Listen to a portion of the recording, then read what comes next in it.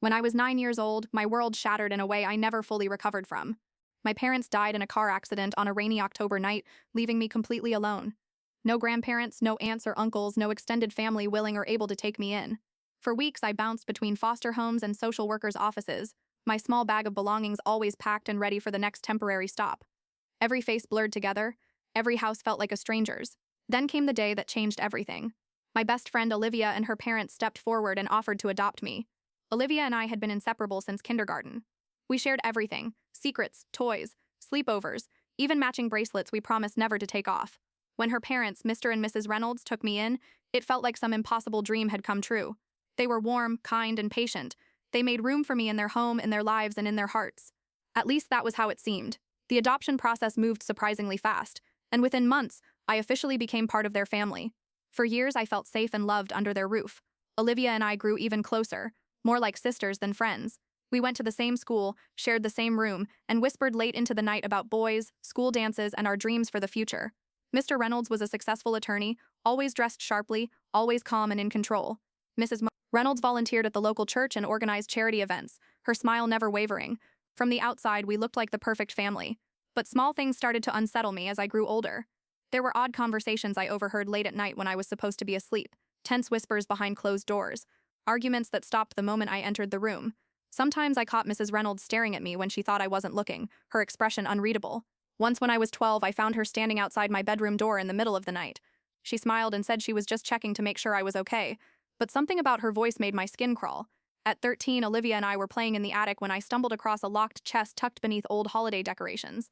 The chest was heavy, secured with a rusted padlock. I asked Olivia about it, but she shrugged and said it was probably just old junk. Still, I felt a pull toward it, like it was calling out to me. The key to that chest became an obsession in the back of my mind. My questions about my parents' death were often met with vague reassurances or quiet deflections. The official story had always been simple: a tragic accident on a slippery road. But no one ever gave me details. No police reports, no personal belongings, not even photographs from that night. It was as though my previous life had been scrubbed clean, leaving only blurred fragments in my memory. Occasionally, nightmares would jolt me awake, flashes of screeching tires, shattered glass, and distant voices screaming my name. When I brought up these dreams, Mr. Reynolds would calmly remind me that trauma can distort memories. He urged me to focus on the present, on the family that loved me now. And for a long time I did. But the feeling that something was off never truly left me. At 15, I finally found the key. It happened by accident. While cleaning the garage with Olivia, a small box tipped over, spilling its contents onto the floor. Among the scattered papers and random trinkets was a brass key with a faded red ribbon tied around it. The moment I held it in my hand, my heart pounded against my ribcage. I knew, without question, that it belonged to the locked chest in the attic. That night, after everyone had gone to bed, I crept up the creaky stairs with the key clenched in my fist. The attic smelled of dust and old wood, the air thick and heavy. The chest sat in the far corner, partially hidden beneath an old quilt. My hands shook as I slid the key into the lock. It turned with a loud metallic click. The lid creaked open slowly, revealing stacks of folders, old photographs, and a collection of cassette tapes neatly labeled with dates. My eyes scanned the contents, confusion mixing with dread. Many of the photographs were of me. Some I recognized from my childhood, but others I had never seen before. Pictures taken from a distance, through windows or across playgrounds, capturing moments I did not even remember. The folders contained detailed records, medical reports, school transcripts, and unsettling notes documenting my daily routines, likes, dislikes, and even the names of childhood friends. I flipped through the files, my stomach twisting tighter with every page. It was as if someone had been studying me for years, long before my parents' accident. My hands trembled as I reached for one of the cassette tapes and inserted it into an old player I found beside the chest. The tape whirred to life, crackling before a man's voice filled the attic. It was Mr. Reynolds. His calm voice was unmistakable. Subject shows strong emotional attachment to Olivia. Integration progressing as planned. Attachment protocol successful. Monitoring will continue. I froze, unable to breathe. Integration. Monitoring. Attachment protocols. The words echoed in my skull, a horrifying chorus of calculated control. My mind raced to piece together what I was hearing, but nothing made sense. My entire adoption, my entire life with the Reynolds, was part of something much darker than I had ever imagined. Before I could process any more, a floorboard creaked behind me. I spun around, my heart leaping into my throat. Standing in the attic doorway was Mrs. Reynolds, her face half lit by the dim bulb hanging above us. She stared at me, her expression calm, almost gentle, but her eyes cold and unblinking. "You were not supposed to find that," she whispered. My breath caught in my throat as I faced her, frozen like a deer in headlights. The old cassette player whirred softly beside me, still spinning the tape that had just revealed the first terrifying glimpse of the truth. Mrs. Reynolds stepped further into the attic, her soft slippers barely making a sound against the creaky floorboards. The dim light cast strange shadows across her face, making her features look sharper, almost unnatural. "You should not have come up here," she said again, her voice calm, measured, too calm for the storm of panic rising inside me. I struggled to speak, my voice barely a whisper. "What is all this? What is happening?" She exhaled slowly, as if disappointed but unsurprised. "You were never supposed to see this, but I suppose it was only a matter of time. You have always been curious, just like your mother." The mention of my mother sent a jolt of rage through me. My real mother, the woman she and her husband had replaced with their perfect family fantasy. I stepped back instinctively, but there was nowhere to go. The attic was small, boxed in by old trunks and dusty furniture. "Why," I managed to say, "why did you adopt me? What is all of this?" She looked at me with a strange tenderness that only made her words more unsettling. "Because you were special. You were meant for something more. We watched you for years before your parents died. They were not suitable for what we needed. But you had the right temperament, the right attachments. We wanted Olivia to have a sister, but not just any sister. One who would bond with her completely, who could be shaped into the perfect companion." My stomach twisted as I tried to make sense of her words. Shaped, monitored, controlled. I remembered every odd conversation, every whispered argument, every unsettling stare she had given me over the years. My entire life had been manipulated like some twisted experiment. I clenched my fists, my voice growing stronger despite my fear. "You caused the accident, didn't you? My parents' car crash, that was you." Her expression darkened, her lips pressing into a thin line. "Accidents happen," she said softly. "Sometimes certain things are encouraged, for the greater good." I felt sick, bile rising in my throat. My parents had not simply died in a tragic accident. They had been murdered to make room for me in this manufactured family. Years of love, memories, and trust had been built on the blood of my real family. I was never meant to be saved. I was chosen. Mrs. Reynolds continued speaking as if she were explaining a bedtime story. "We monitored your emotional development from the time you were very young. Every playdate, every school event, every interaction with Olivia was carefully observed. When we saw how naturally you bonded with her, we knew you were perfect. We simply had to make a few adjustments to ensure you became part of our family. You adjusted beautifully. You were happy here, were you not?" Tears stung my eyes as my mind raced. The locked chest, the photographs, the detailed files tracking every aspect of my life. None of it had been an accident. It had all been carefully orchestrated. I glanced toward the attic door, my heartbeat pounding in my ears. I had to get out. But Mrs. Reynolds noticed my gaze and shook her head gently. "Do not make this harder than it needs to be. We still love you. We can help you forget all of this. You were never supposed to know. You can go back to how things were." I backed away further, my legs shaking. "I will never forget this. I will never be part of this again." Her expression shifted into something colder, something far more dangerous. "That is unfortunate." She stepped forward, her movement slow but deliberate. "You see, dear, once you know the truth, you become a risk, and risks need to be managed." My breath quickened, my mind racing for a way out. The attic window was too small to fit through. The stairs behind her were blocked. My eyes darted toward the metal rod propped against the wall, part of an old curtain rod long since discarded. As she took another step forward, I lunged for the rod, gripping it tightly in my hands. "Stay back," I shouted, my voice cracking but firm. For the first time, her mask slipped, her eyes narrowed, and a sharp edge entered her voice. "Put that down, now." I tightened my grip. "Let me leave, or I swear I will fight." We stared at each other for several tense seconds, the air thick with unspoken threats. Then, from downstairs, Olivia's voice called up, her tone laced with confusion. "Mom, what is going on? Are you up there?" The tension broke for a moment, and I seized the opportunity. I swung the rod in a wide arc, forcing Mrs. Reynolds to step back. I bolted past her, nearly tripping over old boxes as I sprinted toward the stairs. She reached out to grab me but missed by inches. I flew down the narrow staircase, my bare feet slapping against the wood, my breath coming in frantic gasps. Olivia stood at the bottom, her eyes wide with shock as she saw me burst from the attic. "What is happening?" she shouted, but I barely heard her. I grabbed her arm, pulling her toward the front door. "We need to leave. Now." Her confusion turned to fear as she saw her mother storming down the stairs behind me, her face twisted with fury. Olivia hesitated, torn between loyalty and terror. "Please," I begged her, "trust me." For a long moment she stared at me, then at her mother, and finally nodded. We ran together, flinging the door open and racing into the cold night air.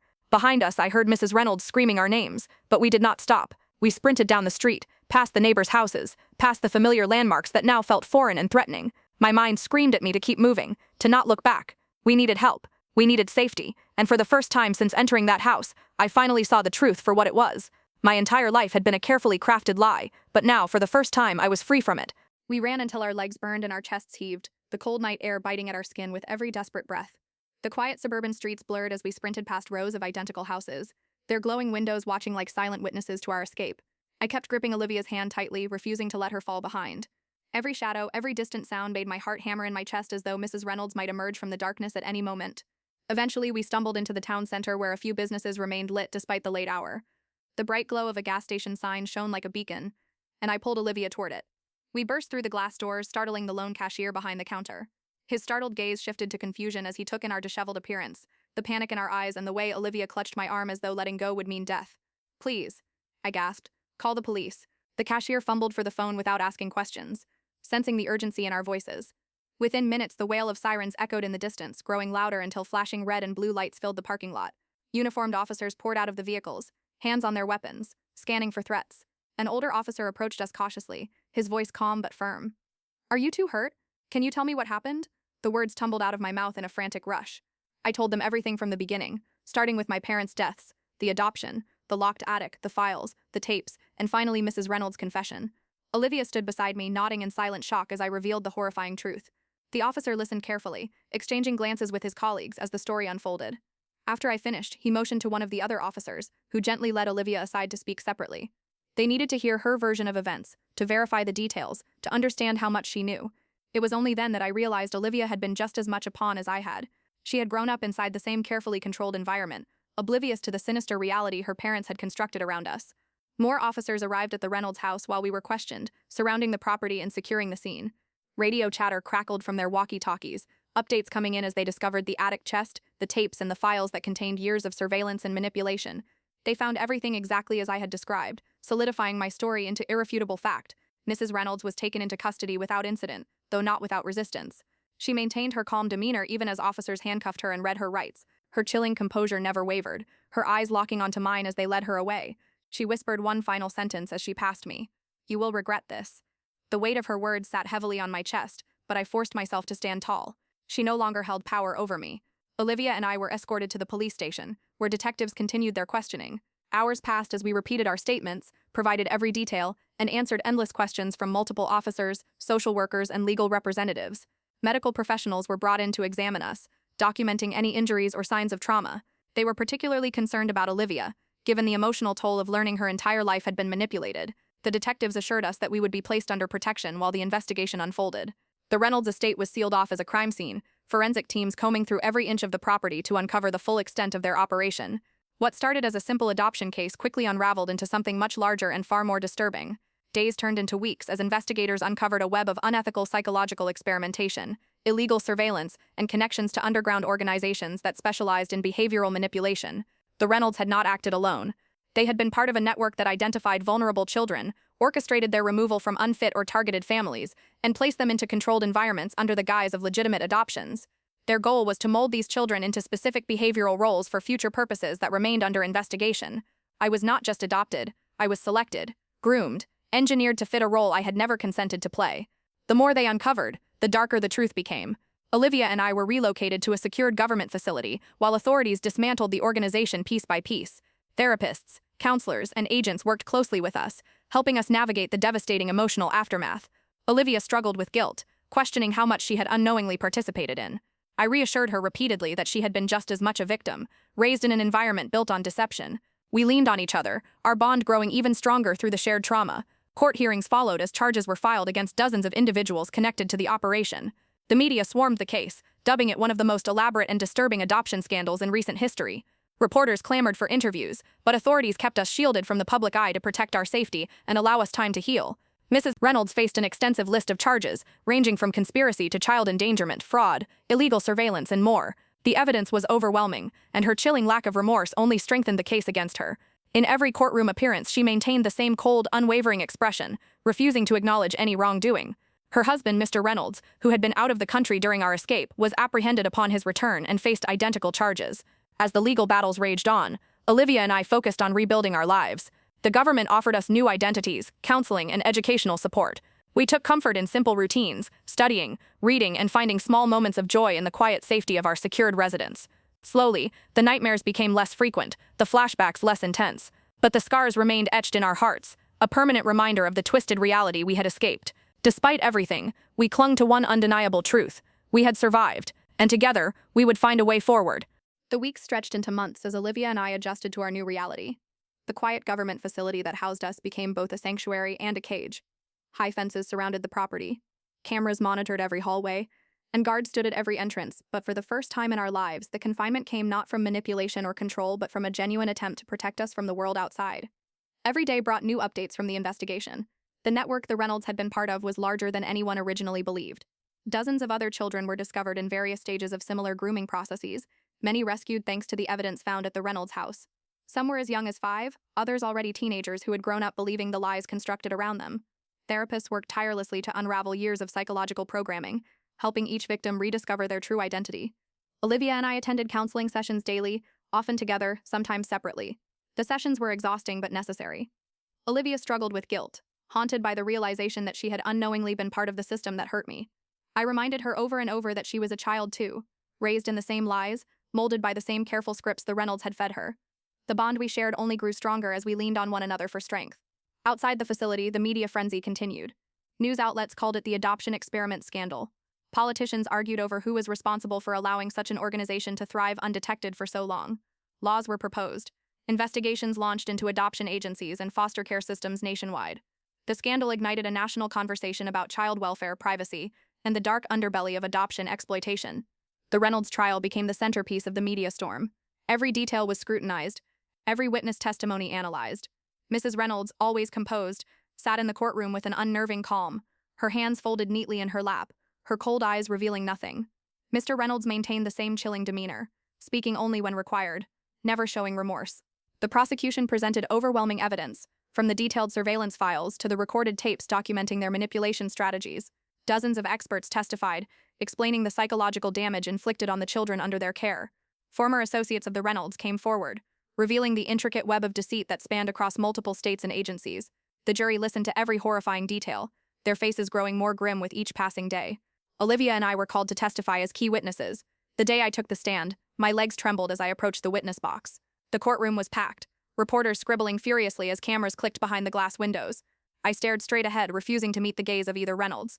My voice shook at first, but I spoke clearly, recounting every moment from the night I discovered the attic chest to the terrifying confrontation that led to our escape.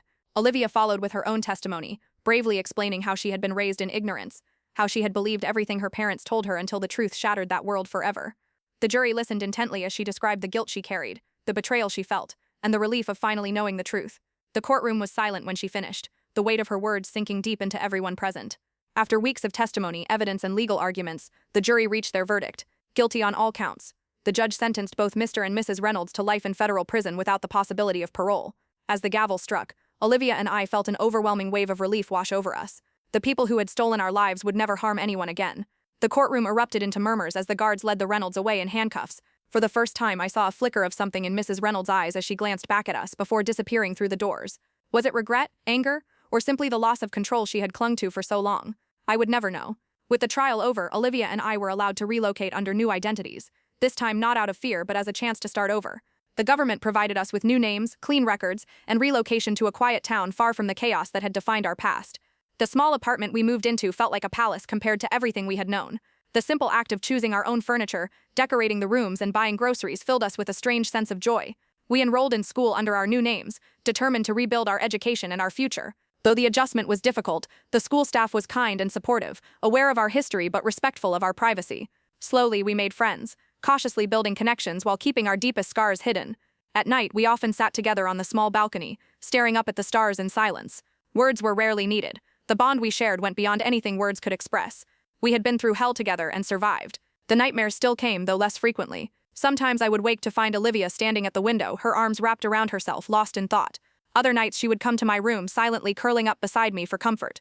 We both understood that the scars left by the Reynolds would never fully disappear, but we also knew that we were stronger than the people who tried to break us.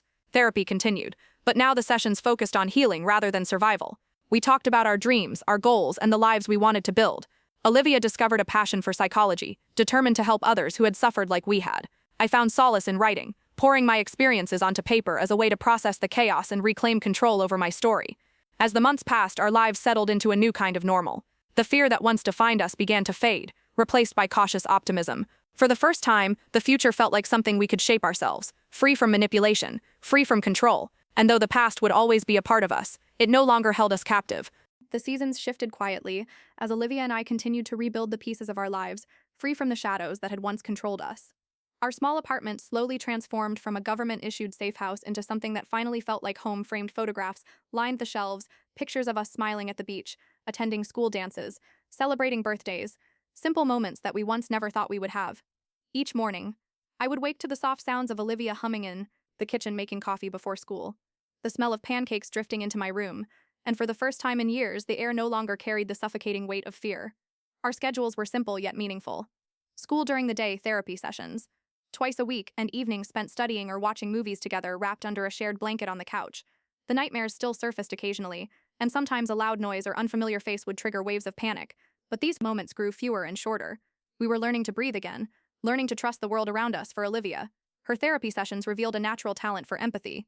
Her counselor often remarked how deeply she connected with others who had suffered trauma, and how her experiences gave her a rare perspective. Olivia soon began volunteering at a local youth center, supporting other kids who had endured different forms of abuse.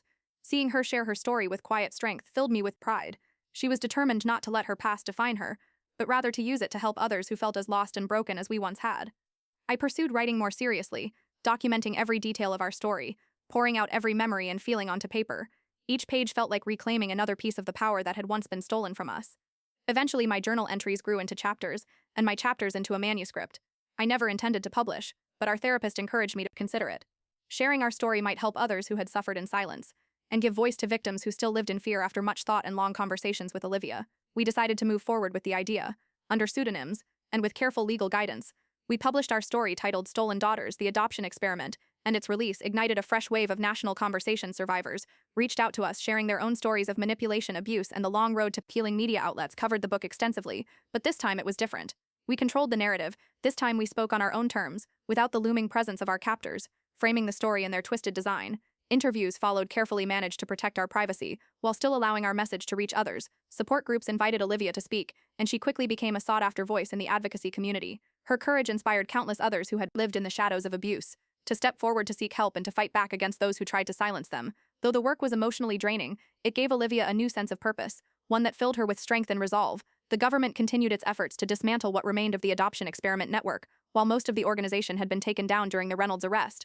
Isolated remnants still operated in the shadows, but with increased scrutiny and new legislation inspired by our case, their influence dwindled. The authorities often consulted with us for insight, using our experiences to better identify warning signs and prevent future abuses. Through this work, Olivia and I both found healing, knowing that our pain now served a greater good. Though our new lives were stable, safe, and filled with meaningful work, the trauma we endured remained etched beneath the surface. Sometimes I would wake in the middle of the night, unable to breathe, flashes of the attic, the locked chest, and Mrs. Reynolds' cold eyes haunting my dreams. During these moments, Olivia would sit with me quietly, her presence steady and comforting, whispering softly that we were safe, that it was over, that they could never hurt us again. The bond we shared grew unbreakable, not just as survivors but as sisters in the truest sense. Though we were not bound by blood, our connection was forged through fire and loss, creating a family stronger than anything the Reynolds ever attempted to manufacture. As years passed, we celebrated milestones. We once feared we would never see college acceptances, graduations, holidays spent together as free young women. Olivia eventually pursued her degree in psychology, specializing in trauma recovery, while I earned my degree in journalism, focusing on investigative reporting. We both dedicated our futures to exposing the very systems that once tried to destroy us during our college years. We continued to share our story on larger platforms, contributing to legislation changes and training law enforcement agencies on how to identify grooming patterns within adoption and foster systems. Though the media attention resurfaced during these periods, it no longer felt suffocating, it felt purposeful. Every time we spoke, we reclaimed a part of our past and turned it into a weapon against those who thrived on silence. We also found love along the way, cautiously letting people into our hearts as we learned to trust again. Both of us entered relationships with individuals who respected our boundaries and supported our missions, allowing us to experience the joy of true unconditional affection, something we once feared was impossible. One evening, several years after our escape, Olivia and I sat on our apartment balcony under the stars, the same ritual we had adopted since our earliest days in safety. She looked over at me, her eyes reflecting the moonlight, and whispered softly, "We really made it out, didn't we?" I smiled, squeezing her hand. "We did, and we made it sure no one else will ever suffer like we did." We sat in silence, letting the cool breeze wash over us as the weight of our journey settled softly around us, not as a burden, but as a reminder of how far we had come. We had not just survived, we had rebuilt, reclaimed, and reshaped our lives into something beautiful, and though the scars would always be there, they no longer defined us. Instead, they marked the beginning of a future we chose for ourselves, free from control, free from fear, and filled with hope. Years passed, and our lives slowly settled into a rhythm that no longer revolved around fear or survival. Olivia's work as a trauma counselor flourished as she continued to help countless survivors find their voice just as she had found hers. Her empathy and strength made her a guiding light for those who felt lost in the darkness of their own pasts. I continued my work as an investigative journalist, uncovering abuses in foster care, adoption, and child protection systems across the country. The skills I developed while piecing together my own story became powerful tools in exposing the hidden injustices that preyed on vulnerable children. Every story I published, every truth I brought to light felt like another blow against the monsters who once controlled us. Though we lived under new identities, our names became symbols in the advocacy world, our stories serving as both a warning and an inspiration. Laws were changed because of what we endured. Stricter regulations were implemented to monitor adoption agencies and foster care placements. Training programs were developed for social workers, therapists, and law enforcement to better recognize the subtle signs of manipulation and grooming that once went unnoticed in our own case. Olivia and I traveled to conferences speaking to policymakers and organizations that fought for child safety, sharing both the horrors we had survived and the hope we now carried. Each time we spoke, we chipped away at the lingering power our captors once held over us. The media occasionally resurfaced our story, but the chaos and panic that once came with the attention had long faded. We had built enough strength and distance that we now faced those moments with steady hearts and clear voices. We controlled the narrative fully and completely. Over time, we found peace in ways we once never imagined possible. We bought a small home together, surrounded by nature far from the noise of city life. The house was modest, but it was ours. We decorated it with photographs of our journey, reminders of the life we had built from the ashes. The backyard garden became Olivia's sanctuary, where she would spend hours planting flowers, vegetables, and herbs. She said it helped her heal, watching something beautiful grow where once there was only pain. I built a writing studio in a small corner of the house where I spent long hours working on new investigative projects while the soft breeze carried the scent of Olivia's roses through the open windows. Even our relationships grew deeper and stronger as the years passed. The partners we had cautiously let into our lives stood by us through every milestone and every moment of doubt. They supported our work, respected our past, and built futures with us based on love, patience, and understanding. We no longer feared the shadows of our history because we knew we had each other and the people we trusted by our sides. Despite the healing, there were still moments when the past returned in flashes. Sometimes a sound, a smell, or even a familiar phrase would bring back memories we wished we could forget. But instead of breaking us, those moments only reminded us how far we had come. They no longer paralyzed us. They fueled our mission to ensure no other child would ever endure what we did. As the 10th anniversary of our escape approached, Olivia and I sat down to reflect on everything we had survived. We decided to write a second book this time, not about the horror but about the healing. We titled it Reclaimed: The Story After the Escape. In it we detailed the years of therapy, advocacy, love, and growth that followed our freedom. The book resonated with countless survivors who often felt lost after their abusers were removed. Many had no idea how to rebuild once the fight for survival was over. We offered them a roadmap filled with honesty, hope, and hard-earned wisdom. The book became a bestseller not because of the sensationalism that once surrounded our case, but because of the truth we shared about life after trauma. Survivors reached out in droves, thanking us for showing them that healing was possible even after the most unimaginable pain. Lawmakers referenced our journey when proposing new legislation, citing our advocacy as evidence for the necessity of continued reform in the child protection system. And while many praised us for our courage, Olivia and I always reminded them that the real courage belonged to every child who dared to speak their truth, who dared to fight back against the people who tried to silence them. One evening on the anniversary of the night I found the locked chest in the attic, Olivia and I stood together on our back porch beneath a sky full of stars. The cool breeze rustled the trees, and for a moment we simply stood in silence, reflecting on everything. Olivia broke the quiet with a soft voice filled with peace and pride. "Do you ever wonder what our lives would have been like if that night had never happened?" she asked. I smiled, gently squeezing her hand as I looked out at the life we had built. "I do sometimes," I said. "But then I remind myself that while we were forced down a path we never chose, we refused to let it destroy us. We built something beautiful from it." She nodded, her eyes glistening under the moonlight. "We made it, truly made it, and I know Mom and Dad would be proud of who we've become." The mention of our real parents always carried a bittersweet sting. Their lives were stolen, but their love had never faded from our hearts. We carried their memory with us in everything we did, honoring them by living fully and freely. As we stood there beneath the stars, I realized something profound. The Reynolds had stolen our past, but they never owned our future. We had taken that back piece by piece, step by step, moment by moment. And though the road had been long and filled with pain, it had also led us to a place of strength, purpose, and unbreakable love. The nightmare was long over, and in its place stood two women who refused to be broken, who refused to let evil have the final word, and who would spend the rest of their lives fighting for every child still trapped in the darkness we once escaped.